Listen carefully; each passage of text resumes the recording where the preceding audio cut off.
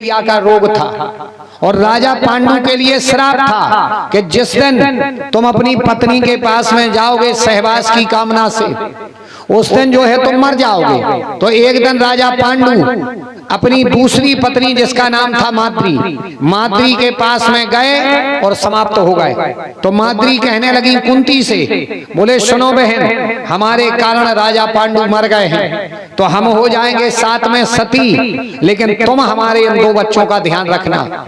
सो माद्री ने अपने दोनों बेटे नकुल और सहदेव, ये दोनों बच्चे कुंती को दे दिए, बोले इनका तुम लालन पालन करना। तो बुआ जी तुमने उन बच्चों का लालन पालन ऐसे किया कि कई लोग नहीं जानते कि नकुल और सहदेव कुंती के आए के नोई, उनको अपना मान करके पाला पोसा, बच्चों के लिए पाल पोस करके बड़ा किया।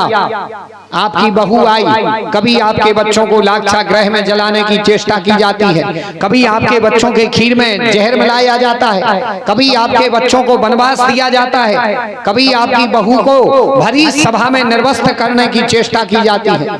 तो ये बताओ जीवन में तुमने सुख कब भोगा? और तुम कह रही हमें दुख दे दो, दुख क्यों चाहिए? कुंती कहने लगी सरकार दुख दे दे, हमें दुख में भगवान की याद आती है, ज्यादा सुख हो तो भगवान की याद नहीं आती, और सुख आ जाए दुख आ जाए तो याद आती है। अच्छा आती कि नहीं आती? जैसे देख लेना सुखों में भगवान की खबर आओ नहीं आओ, दुख आ जाए तो तत्काल भगवान की याद आती। अच्छा ऐसे नहीं मानो तो एक प्रमाण बता रहे। प्रमाण क्या? आप देखियो, अब एक कछु दिना पहले ठंड चली गई, अब तो थोड़ी कम पड़ रही है, नहीं जनवरी में अच्छी खींच के पड़ी थी, संक्रांति के टाइम पड़ी थी।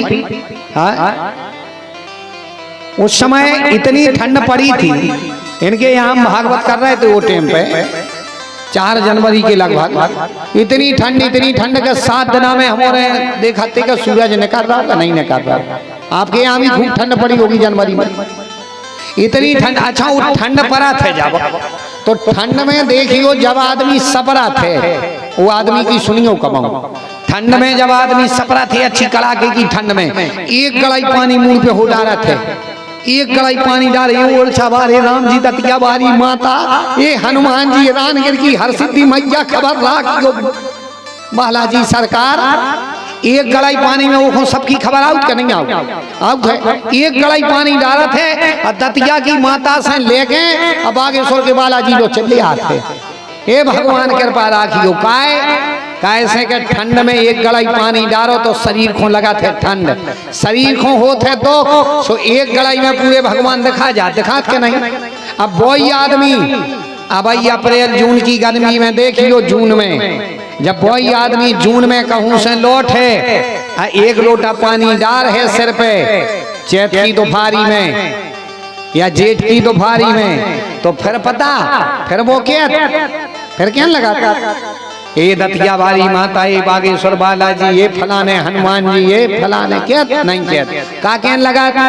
अच्छी दोपहरी हुए लौट के आओ, एक गड़ाई मुंह पे पानी डाला सुखा के, अब यारे जी सो जुड़ा का, अब यारे 87 में लगे कहत क्या नहीं कहत। अच्छा काय कहत, गर्मियों में एक लोटा जल डारवे से शरीर को मिला थे आराम, शरीर को मिला थे आराम, सो आदमी को याद नहीं आउट भगवान की। ठंडों में नहाने से होती है दिक्कत, सो एक गड़ाई पानी में पूरे देवी देवता देखा जाए, इसलिए याद रखना जब जब शरीर पर कष्ट पड़ता है तब तब हमें भगवान की याद आती है। और गोस्वामी जी ने तो रामायण में यहाँ तक लिखा है कि दुख को दुख नहीं कहते, सुख को सुख नहीं कहते। दुख कौन है? गोस्वामी जी ने बताया है कि कही हनुमंते विपदि प्रभु सोई, श्री राम जय राम जय जय राम, कही हनुमंत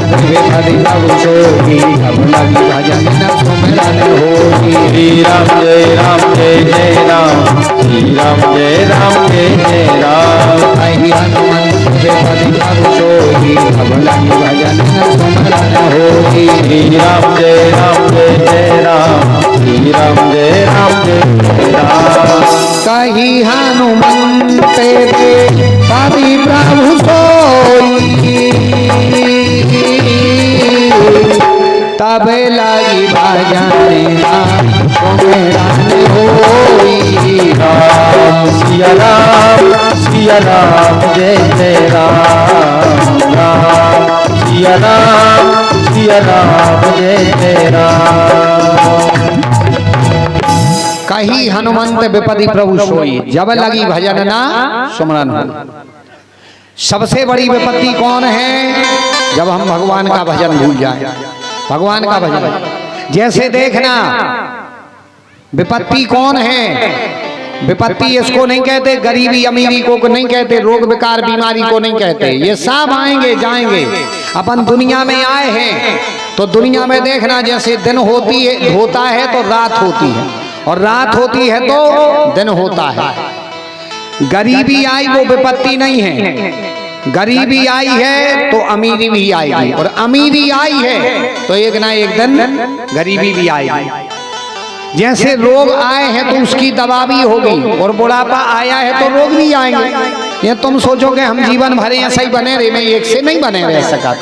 भाई बुढ़ापा आएगा तो रोग आएंगे, ये नॉर्मल सी बात है, कोई बड़ी बात नहीं है, ये कोई बड़ी बात नहीं।